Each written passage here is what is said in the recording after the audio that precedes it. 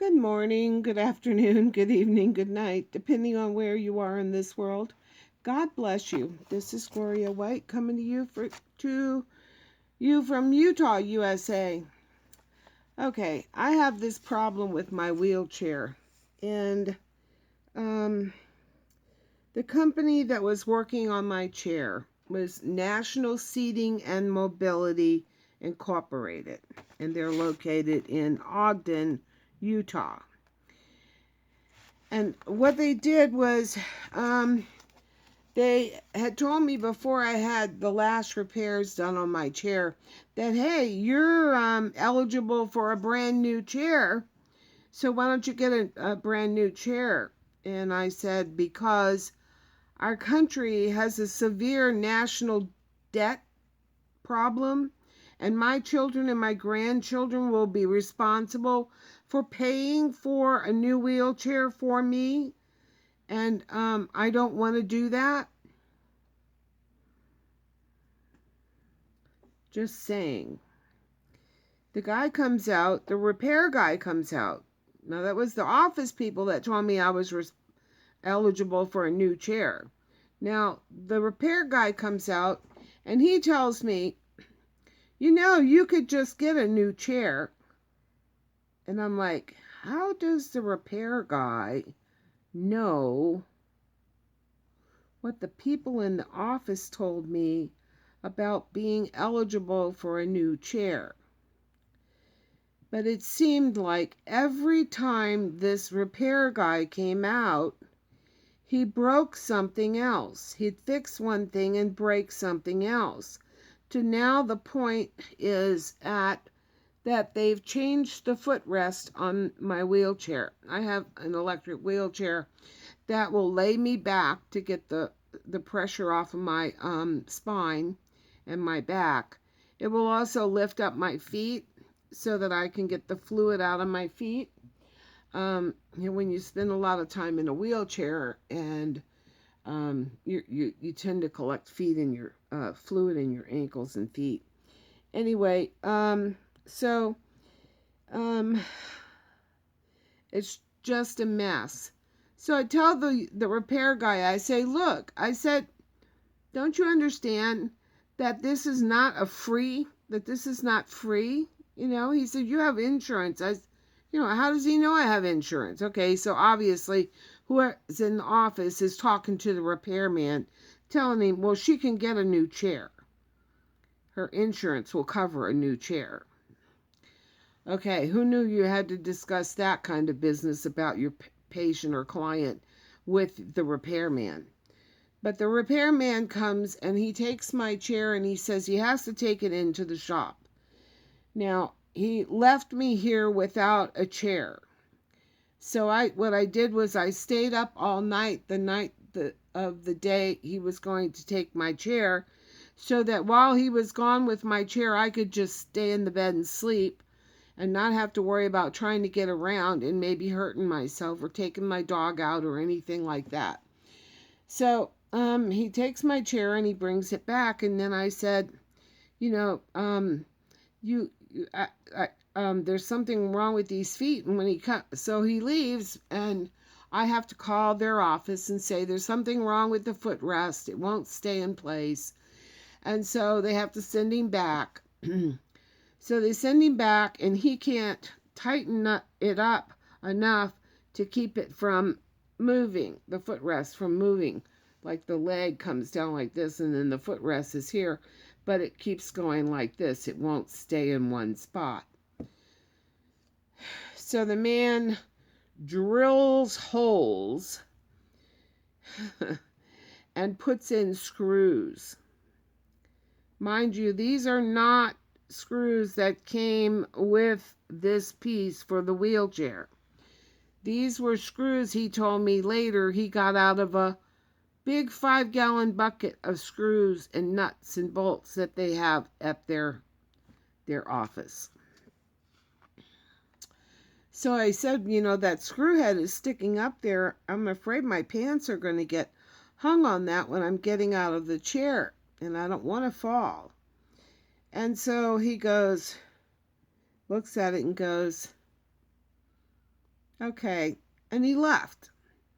So I call the office again, and I say, he left these screws sticking up on here, and I'm catching my pants on them, and I'm afraid I'm going to fall down. I almost fell down the other day because my pants was stuck on the screw. And so the guy comes back. Now, he knows that the screws that he put in there were too long, but he didn't bring shorter screws with him. He didn't bring a vise that he could cut the screw off where it would fit flush on this footrest part. Instead, he took a hacksaw and sawed the top off of the screws. Yeah, so you can't adjust it anymore. You can't get it off because you'd have to have an extraction bit to get that screw that he sawed off with a hacksaw out.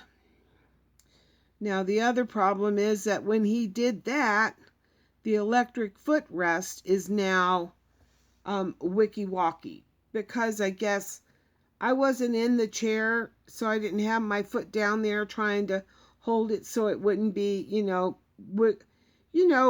anybody that's used a hacksaw, when you're sawing with a hacksaw, it's hard to hold that piece that it's not moving with the saw blade. Needless to say, he screwed up the leg rest.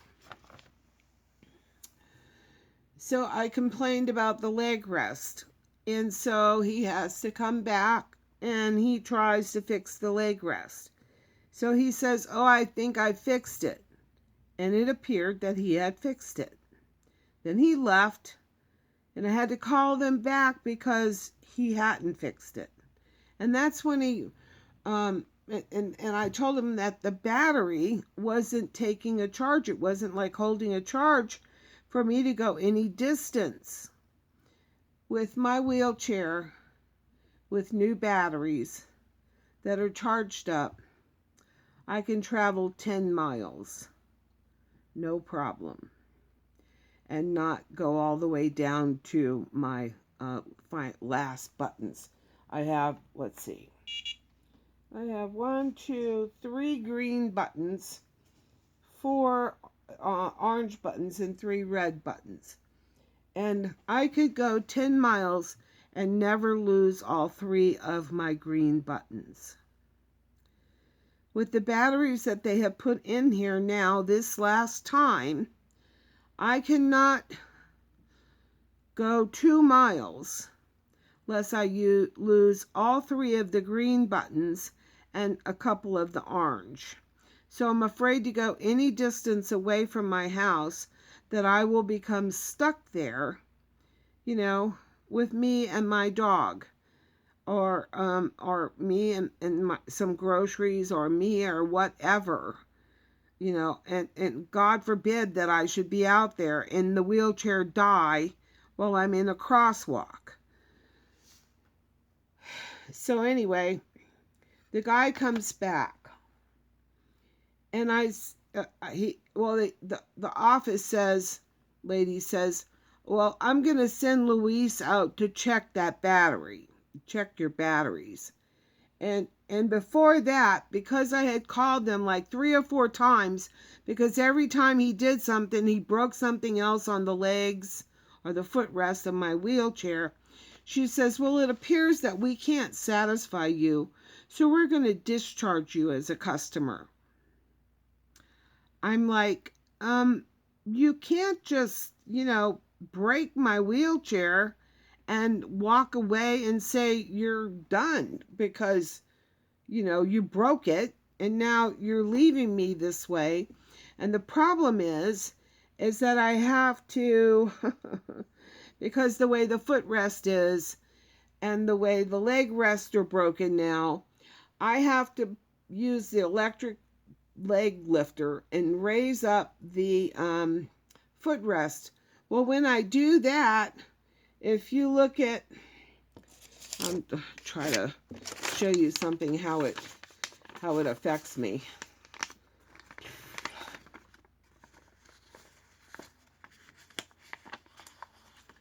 So say this is my footrest down here, and this is me, my butt sitting here. Well, if I have to raise the leg rest, the footrest, the whole leg rest goes up. So as you can see, it's raising my knees up, and it's pushing my weight back here on my tailbone. It's causing all the weight of my body to be on my tailbone. And I don't know if any of you have ever noticed or know someone or are even in the wheelchair yourself. You know that the ramps to go up on the sidewalk or off the sidewalk to cross the street are not, nice and smooth. They're very bumpy. Well, when I am sitting in my chair and all my weight is back here on my tailbone, and I go on that bump, on the bumpity ramp, then it's just pounding my spine. And I have something wrong with my spine now. And so I'm very miserable in my chair. The footrests are just wrong. It keeps me in an uncomfortable position all the time. And so now I've developed this problem that I have this spot in my back that it's like a lump, and if I stand too long or try to lift anything up of any weight, it causes from my waist down, my whole body from my waist down, to get this painful sensation. It's like on my skin, but all the way in my muscles. It's just like my entire body from my waist down has this painful sensation. And even when I sit down, it doesn't stop it right away. It takes a while for it to go away. And I can tell that if I don't sit down right away, I can feel the next thing that happens after I get that sensation of that painful sensation is that like my legs are turning to jello. Like they're going to just give out and I'm going to fall down. I cannot get them to replace the battery. So they said they were going to send someone out, Louise out, to check the battery. And I thought, this place is just gotten so awful with this new guy that they've hired as a wheelchair repair tech that I'm quite certain doesn't know anything about repairing wheelchairs. I've had my wheelchair for over 5 years, and I have never had this kind of situation before.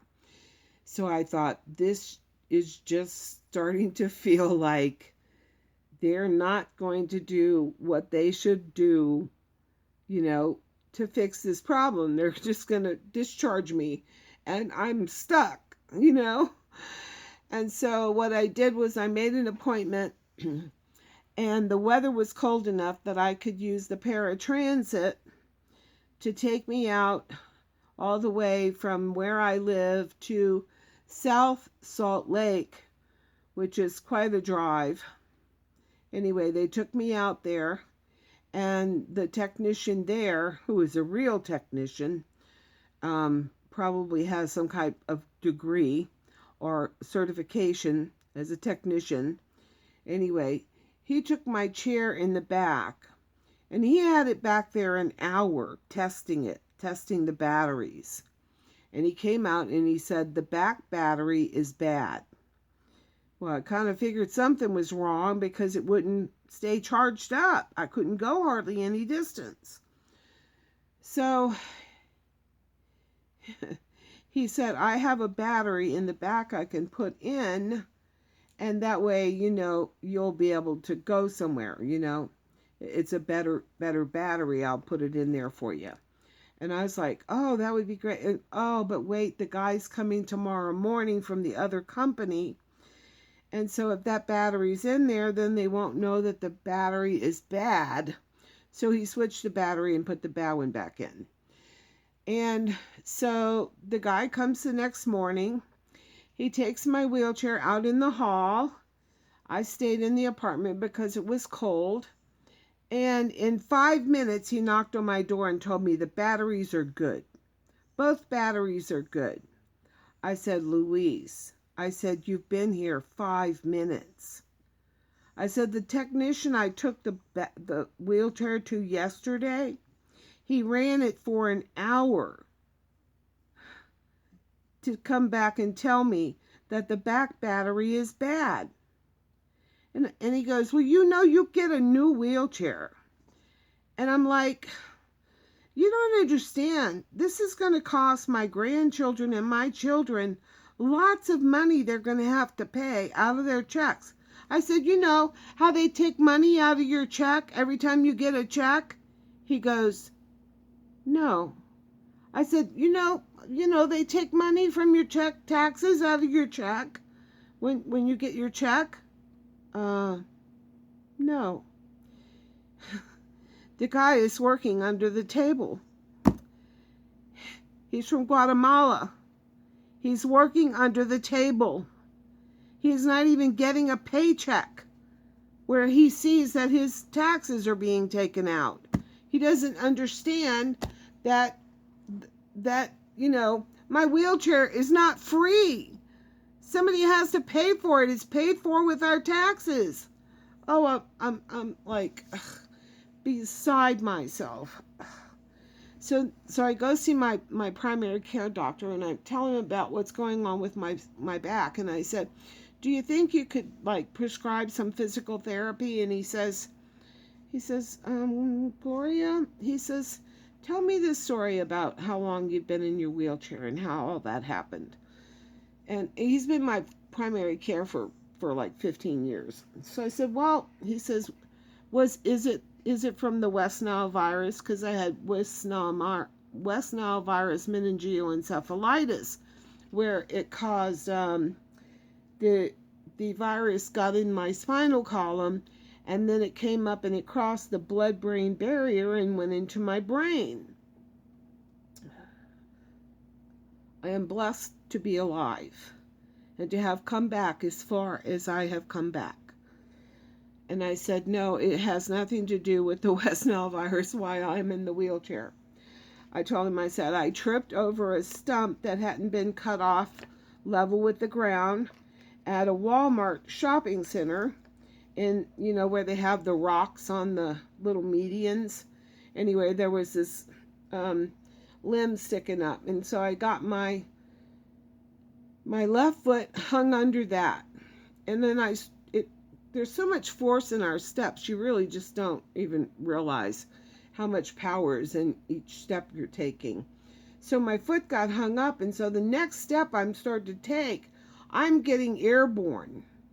And I can't, my foot is stuck. It's caught underneath that branch. And so I could see that I was going to fall. And if I fell, I was going to be, say this is the curb, this is the rocks, and this is off the curb. My arm would have been like this on the curb.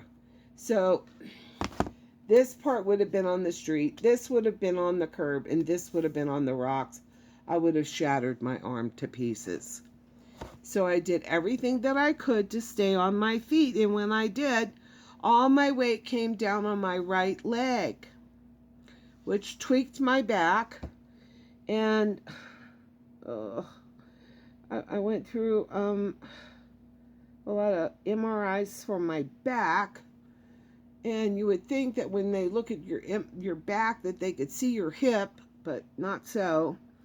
And then I was getting cortisone injections in my back, and I had tried physical therapy, which I couldn't do because it was too painful. And then they sent me to see a back surgeon,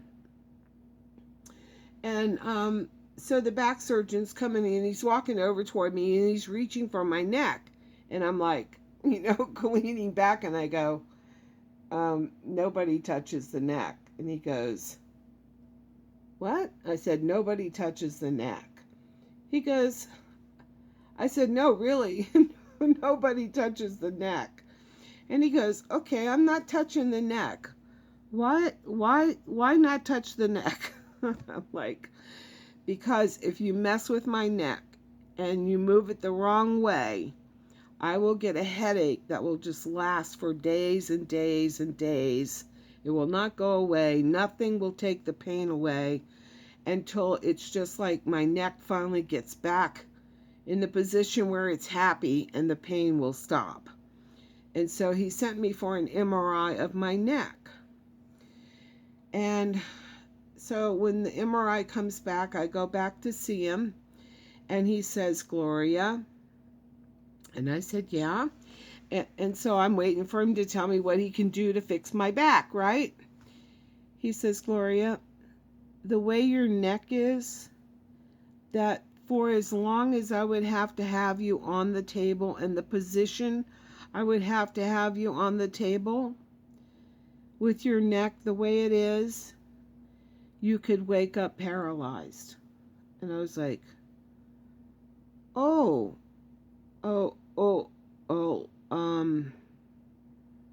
you know, and your brain, you can't explain what happens to you when somebody tells you something like that, and you're thinking, oh,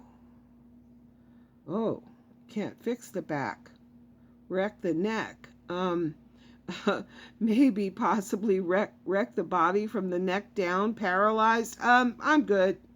Can I just get a wheelchair, please? Because, you know, it was so painful just trying to keep walking and to do anything. And it had gotten to the point where I was using a walker, but I couldn't walk very far. My legs would go numb and I'd fall down. And the doctor kept saying, Gloria, you have to stop falling down, hon. You have to stop falling down. I said, well, I'm trying my very best. Can you just please get me a wheelchair? And I said, and there's something wrong with my hip. Now, for 3.5 years, I complained about the pain in my hip. And they kept telling me, the pain in your hip is coming from your back. And finally, one day, I just had it. And I said, look, there's something wrong with my hip, and I need somebody to look at it. So they send me to this hotshot, surgeon. And I go in and I see him, and he says, I only do hips and knees. That's all I do. I said, okay. He says, I only do hips and knees. I'm like, okay. And he goes, I only do hips and knees. And I'm like, all right, you only do hips and knees. Like, what is that all about? And he says, and I said, well, there's something wrong with my hip. And nobody has found out or done anything to find out what's wrong with it. I said, they keep telling me that the pain is coming from my back.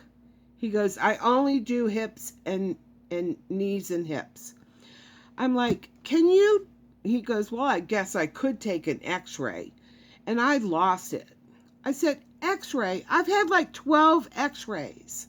Somebody needs to do an MRI and see what's going on in my hip. He goes, leans back and goes, well, I could order an MRI, but I doubt if your insurance will pay for it. I'm like, well, just order it. So my insurance was good and they paid for it. And so his attitude was so horrible that I didn't even go back to see him.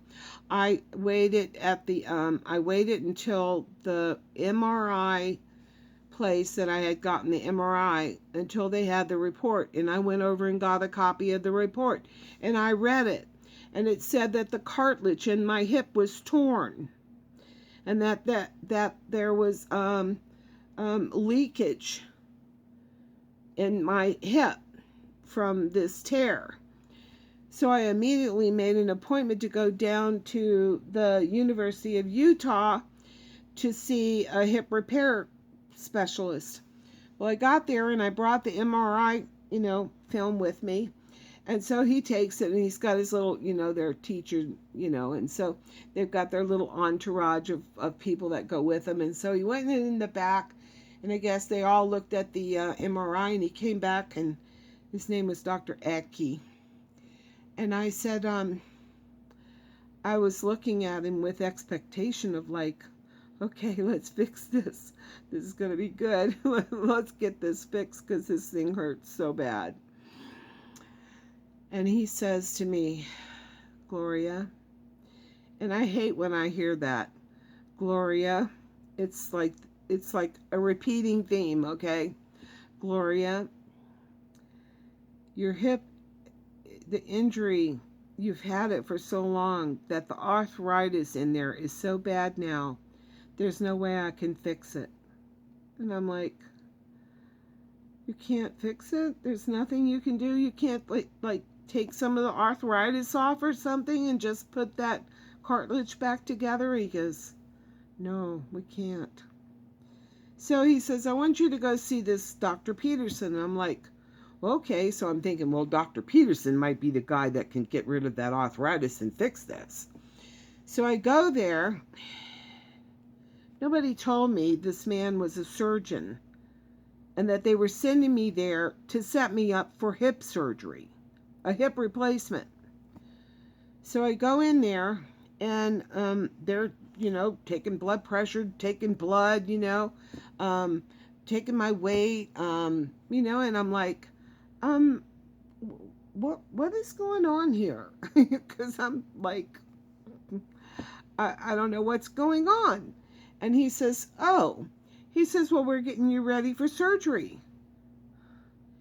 And nobody had told me that, And he says that Dr. Peterson will be in here in a minute. I was like, oh, okay. So Dr. Peterson comes in, and I said, what exactly, why am I here? He goes, oh, because we're going to do a hip replacement. And I says, and I'm shocked by all of this, because this is the first, time I'm hearing that, I'm going to get this hip replacement. And so I said, so how do you do that? And he goes, well, we saw the bone off. And I was like, okay, that's it. I'm out of here. We saw the bone off. Like how, if you cut along, to open the door, you put the key in here and you turn it, well, we just saw the bone off. I was like, oh, I'm out of here. That just was like, I'm like, bedside manner, no bedside manner.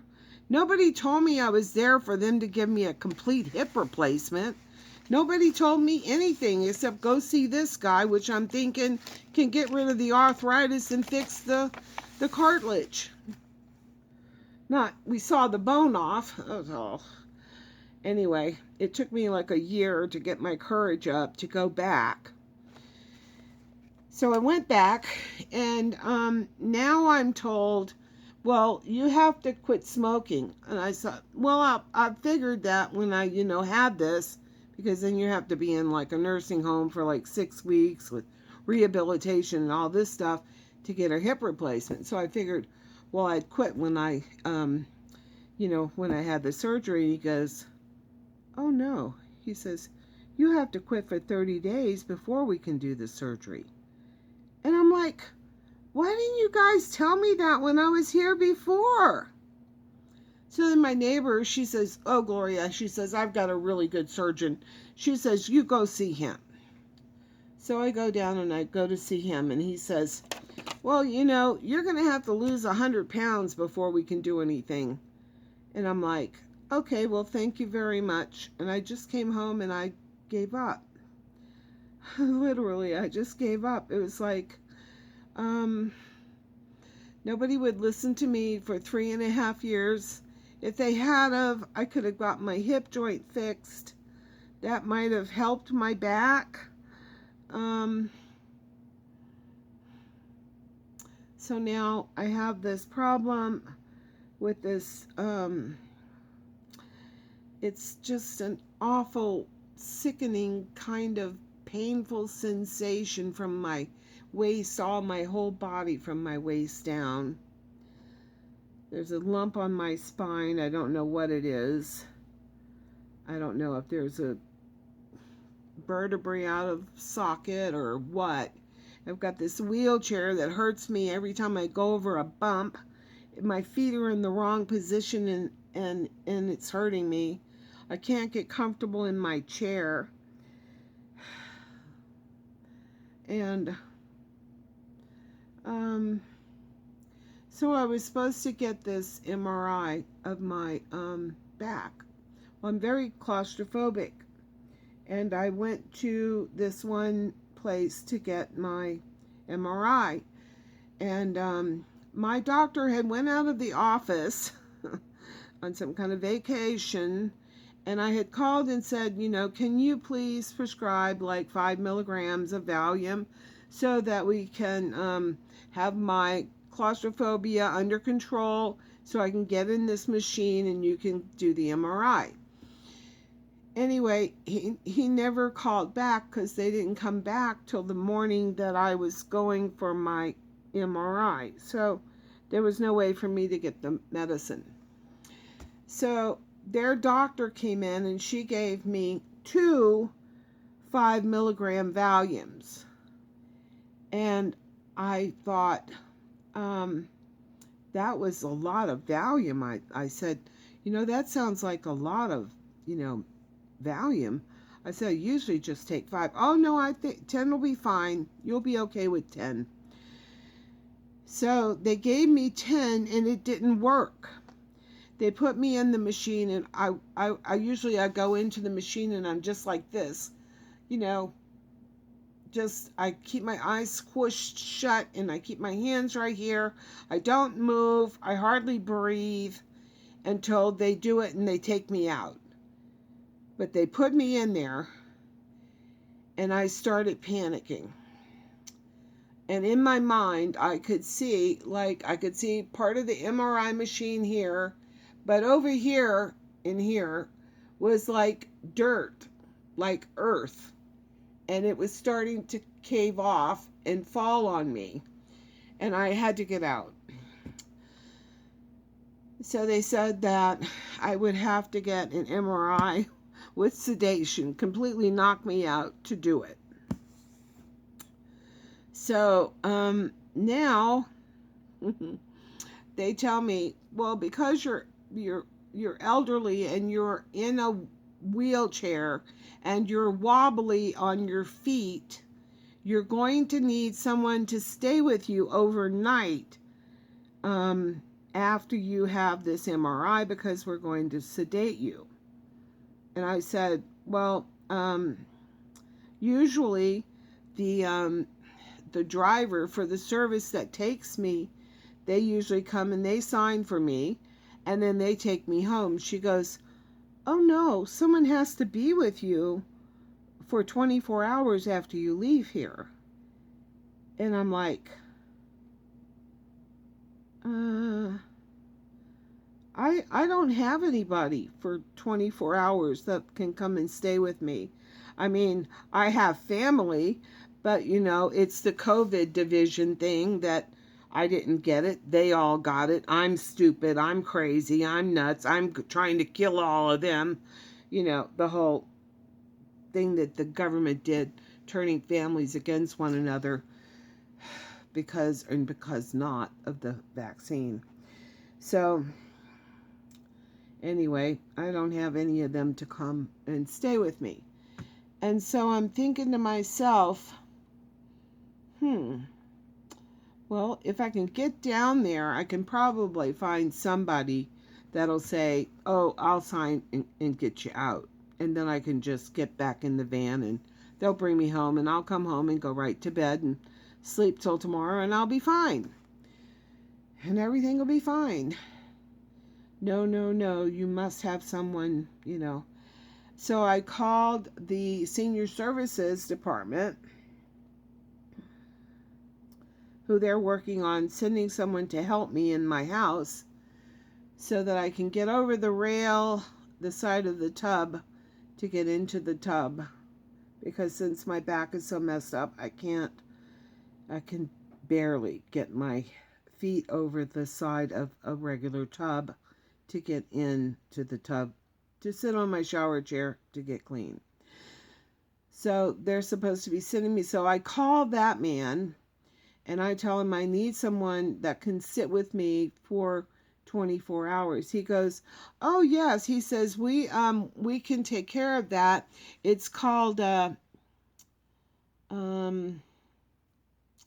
something other pay. Uh some kind of pay. You have to pay out of your pocket and they'll send somebody to stay with you. But it's $23 an hour for them to send someone to stay with me while I sleep, basically. And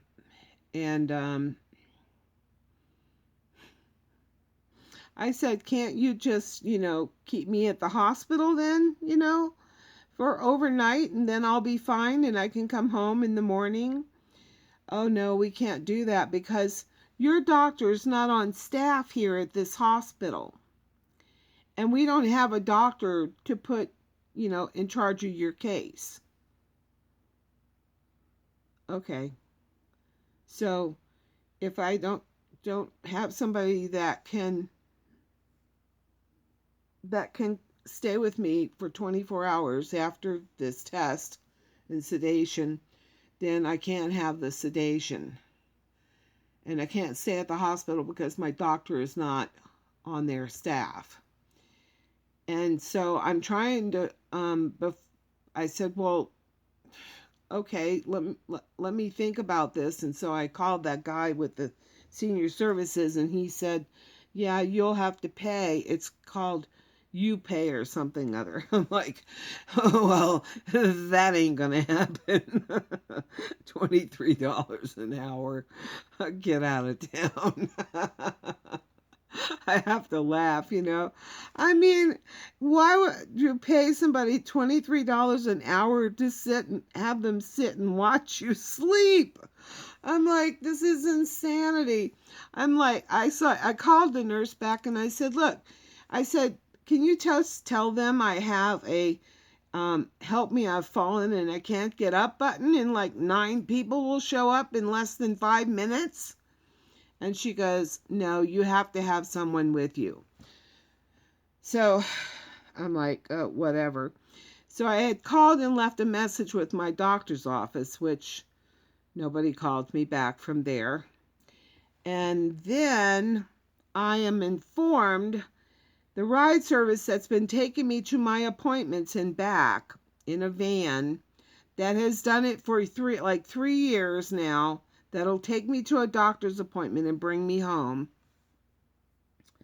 can no longer take me because they found out somehow, somebody told them that my wheelchair weighs 375 pounds. And when I had went to the paratransit for them to weigh me and my wheelchair, they subtract my weight. My chair weighed 312 pounds.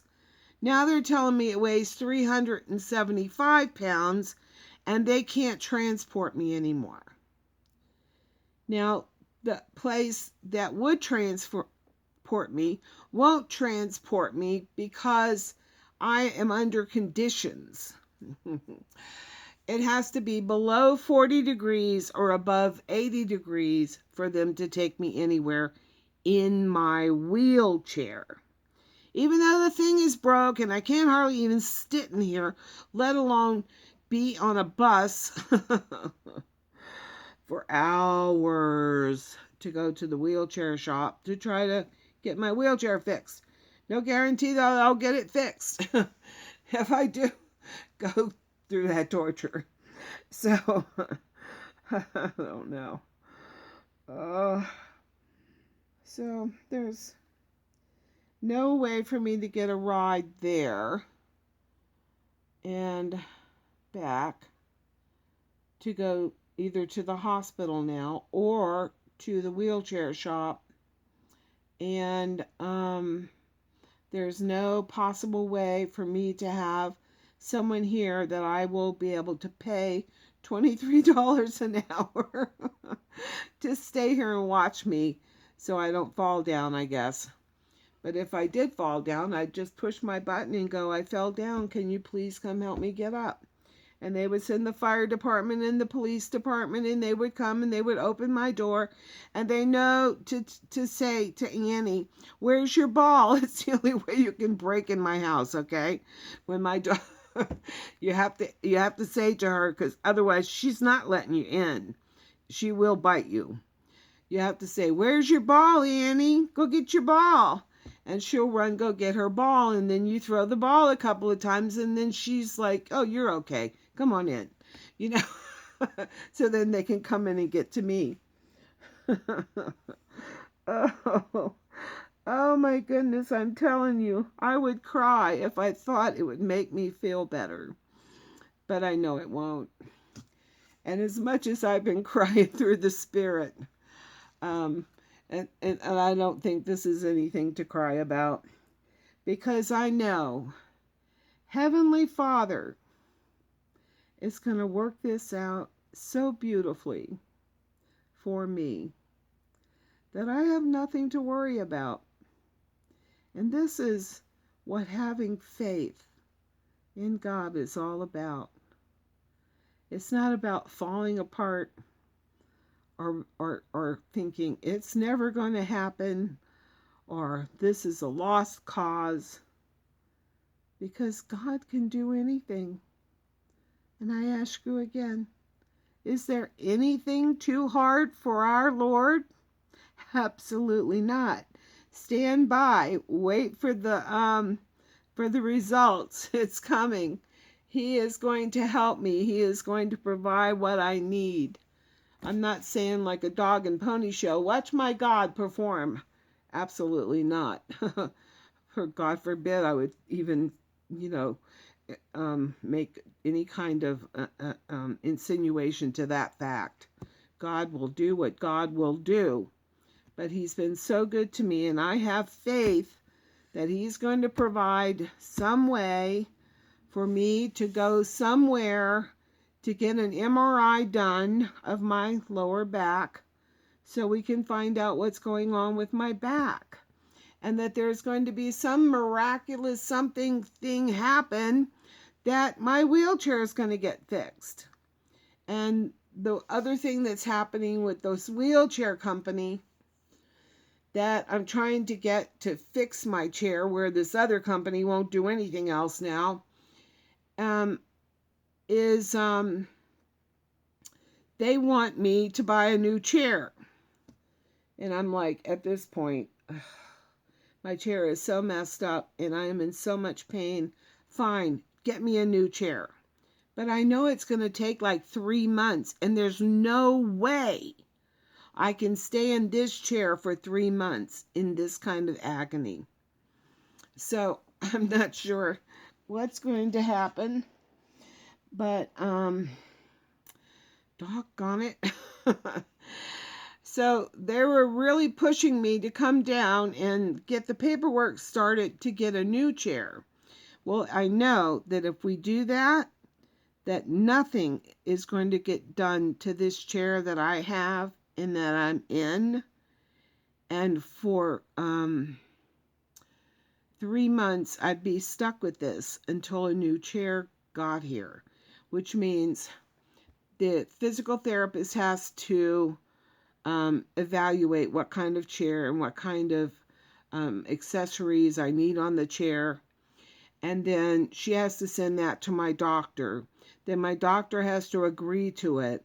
Then my doctor sends it back to the wheelchair company. The wheelchair company submits it to the insurance, because they have Medicare and Medicaid, because I'm poor. Then they will send it to Medicare. And then whatever Medicare doesn't pay, then Medicaid is going to have to approve. And then they will order the chair. And that can take months, really, literally months. the chair that I have now, I waited 6 months to get this chair. I waited 6 months for them to get this chair in to me. And I was in my walker. I could get around in my house in my walker. I couldn't go anywhere outside my house because I couldn't walk 50 feet. I couldn't walk 50 feet. My legs would give out and I'd fall down. But, so they're wanting to sell me a wheelchair now, and they don't want to fix it so that I won't be in agony for 3 months or 4 months or 5 months or 6 months, or who knows if we'll go to war with Germany and I'll be stuck with it forever. Or maybe the grid will get blown up and we won't have any electricity and my chair won't work anyway. I don't know.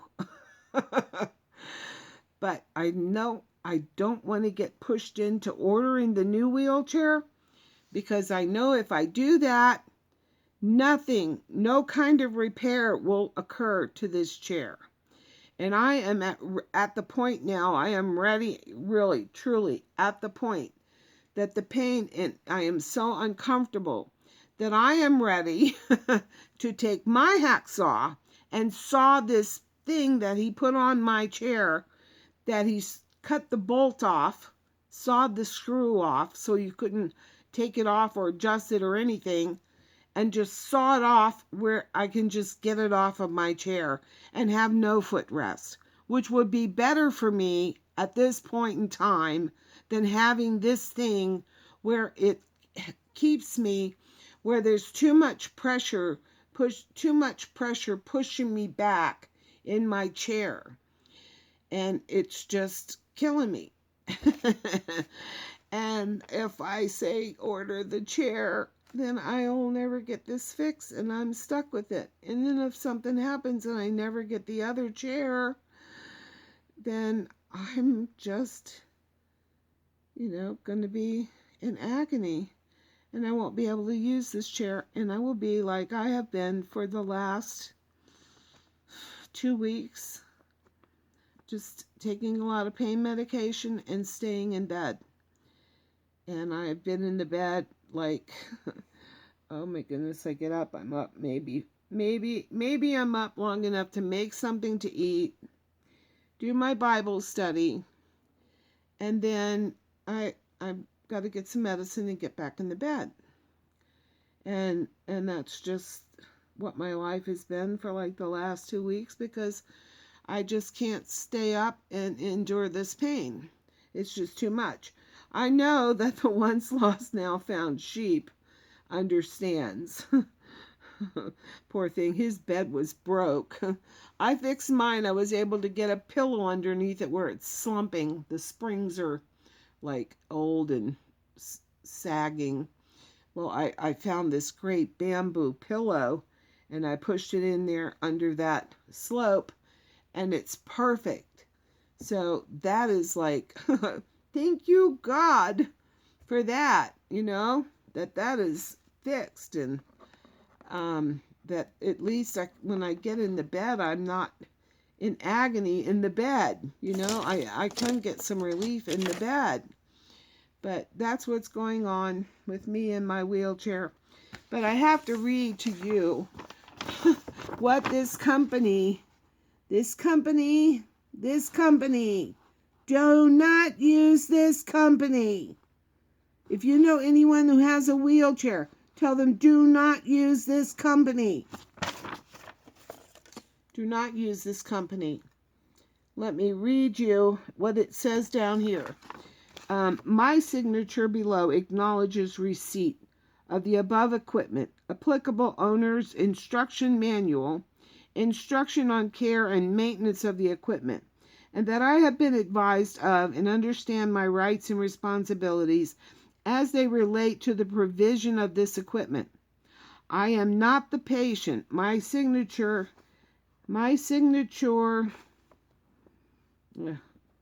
acknowledges the same, and that I am duly authorized by the patient or by law as the patient's agent and/or representative to execute the document on the patient's behalf. The customer has been informed and agrees that company reference above is not a manufacturer of equipment and is not responsible for the adequacy of the same or for any defects in the equipment which may appear from the use and maintenance thereof.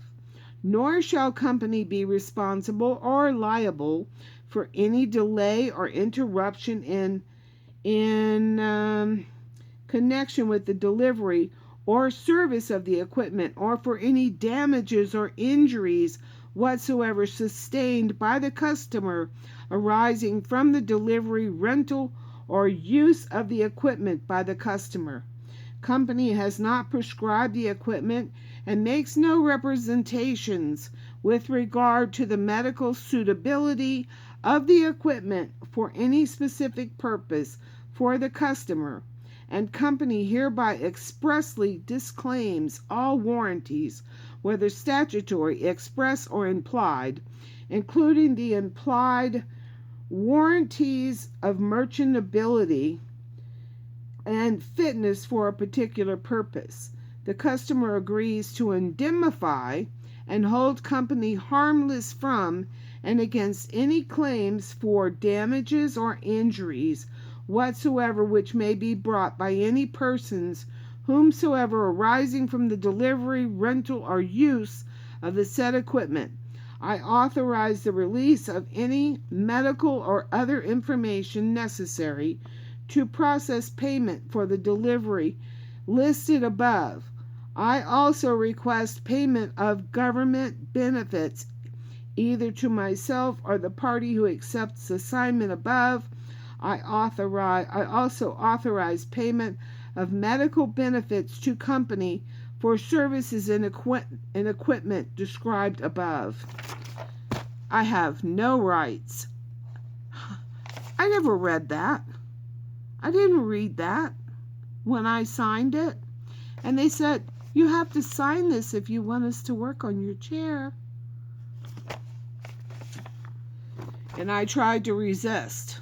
And I even called the insurance. Oh, well, it'll be okay if you sign it. You know, you aren't going to be responsible for any of the bill. But I'm also condemned by any crappy work that they do on my chair, because they screwed it up, and they're not even going to be responsible. I have no recourse to them. Do not use this company right here. Do not use these people. National Seating and Mobility. They're across the United States. They're a bunch of crooks. They don't even have real technicians. When I first started using this company, I started using them because I didn't have to travel for 2 hours and 40 minutes one way to get my chair serviced. This company will come to your house. And the gentleman that was first servicing my chair for like 3 years, his name was Christopher. Christopher, I love you and I miss you. And I hope you and your dad's company is doing great. And if I knew you were working on wheelchairs, I would be hunting you down like a hound dog on the trail of a rabbit. But he left the company, and him and his dad started a business. And he didn't tell me what kind of business. I tried to find out if it was a wheelchair business. But I'm thinking maybe I should just go on Google and see if there are any other wheelchair repair companies in my area that I can get to, that I don't have to travel 2 hours and 40 minutes. And they were supposed to have the guy who's trying to sell me the wheelchair call me to see what they could do about this chair, the footrest, and the battery. I already know they could put a different battery in, but the footrest, the leg rests are absolutely ruined because it wouldn't stay up. The one on the right, it wouldn't stay up. And so it kept working its way back down. And so if I didn't pay attention, which I wasn't paying attention, and I got to the ramp and it hit the ramp and it broke the leg on the wheelchair. So now it flops like this. Like the other one that just flops like this, but this one flops like this, and this one. They're both broke. They're both broke, and I have no recourse because of these people. And as always, guys, even if you didn't listen, I love you. Thanks for listening if you did.